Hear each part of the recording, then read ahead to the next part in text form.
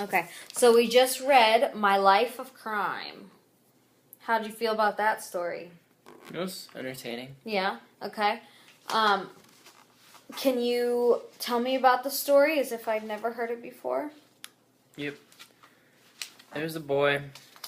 He was a Jew. Okay. And him and a bunch of other people would steal candy and pretty much almost anything from stores and stuff. Okay.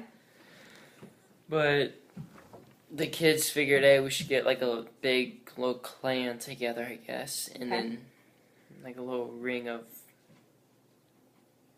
I guess, takers or whatever, stealers. Okay.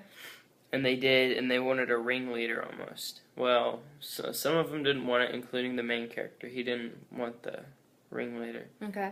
But they ended up getting one, and his name was Butch. And Butch kind of backstabbed them all. Okay. Because he tricked them all into getting like so much food, and then in the end, they found out a lot of it had disappeared because they were all gonna share it like a month later or so. Well, most of it disappeared, and everybody made a meeting, and they all came to the assumption that Butch stole it all. So after that, the whole like huge little group of kids broke up, and then all like parted and went their separate ways. And then he just found out that Butch went to jail for wrong checks or something. Okay. So you used a lot of detail in that retell, and I like that.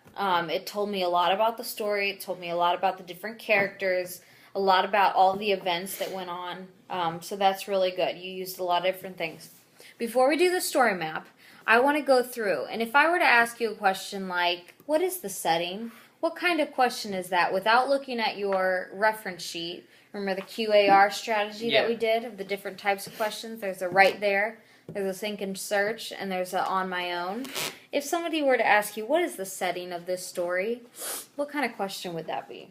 It would be more of a right there. Right there, and what is the question? What is the answer to the question? He said he lived in like Brooklyn. Okay. Sure. So you knew that because of what? Because it was in the book. It was right there in the book, yes.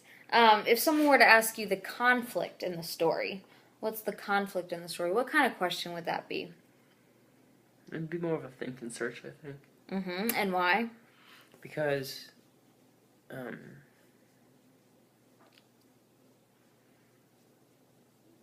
mean, there were like tiny conflicts, and then there's like a big one. I guess the big one was that Butch backstabbed them. Mm-hmm. And that was one of the bigger conflicts. Right. So it told you that there was conflict based on the events, but you really had to search to go through and, think about it, and to come up with the actual conflict. What about the plot? If someone were to ask you the plot, now that's the series of events, okay? The things that happened. What kind of question would that be? It would be more of a right there. Okay. Why?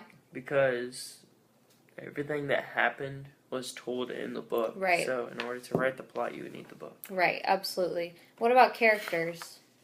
It's more of a right there. Yeah. Because they're right there. Yep. And resolution? I think it was right there. Okay. And why? Because, I mean, in the end, they did say, like, they all broke up and parted ways, and... Did they say specifically this is the resolution? No.